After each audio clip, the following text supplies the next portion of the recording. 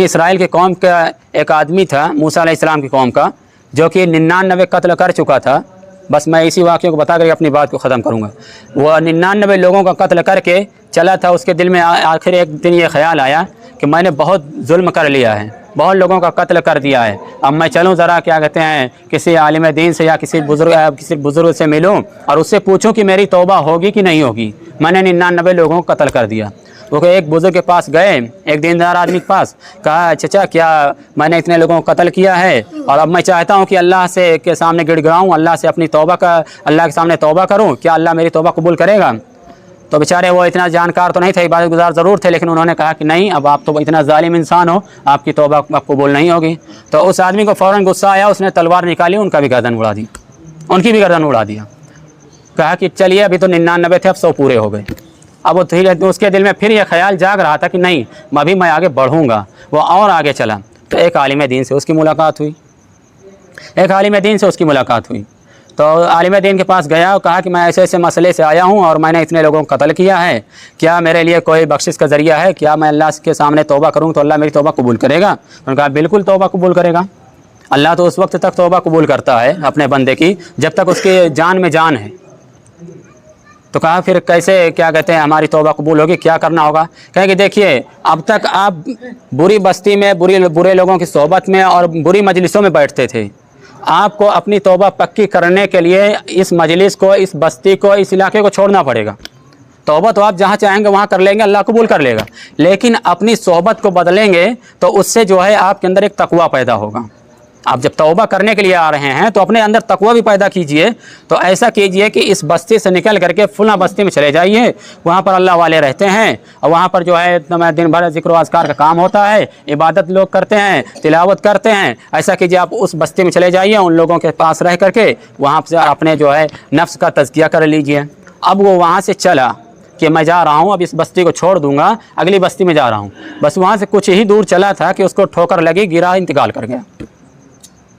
रास्ते में गिरा, बस इस नियत से निकला कि अभी जा रहा हूँ, अब यहाँ तौबा करूँगा, मैंने सब कुछ जो किया मैं अल्लाह के सामने गिड़गिड़ा के रो लूँगा, अल्लाह माफ़ कर देगा।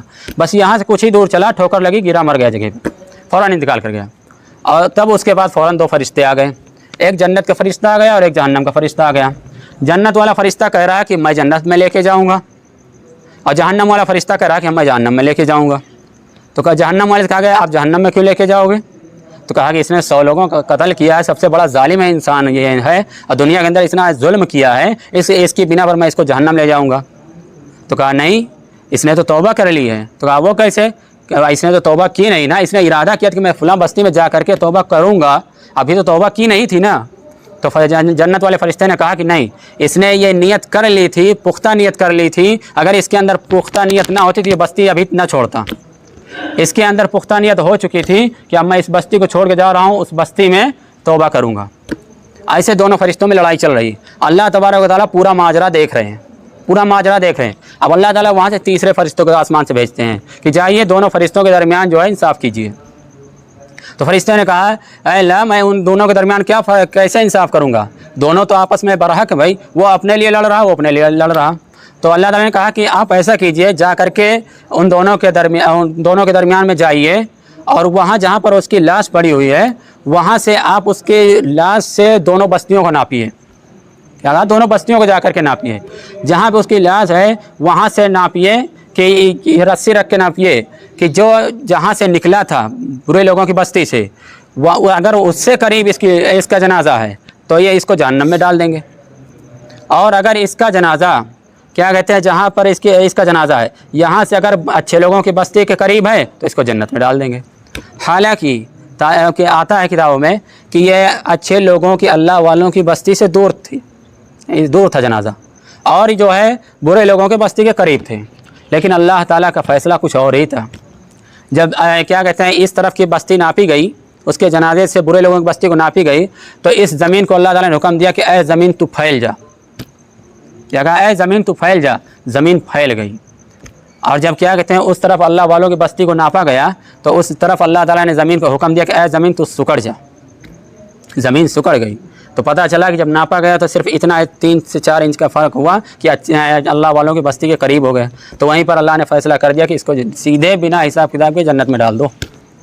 بتائیے، اللہ تو یہ معاف کرنے پر قادر ہے. یہ بنی اسرائیل کی قوم کا حال ہے، اور ہم اور آپ تو امت محمدیہ میں جی رہے ہیں، امت محمدیہ میں جی رہے ہیں، جس کے صدقے دنیا بسائی گئی، جس کے صدقے ہم اور آپ یہاں پر آج مسلمان ہیں.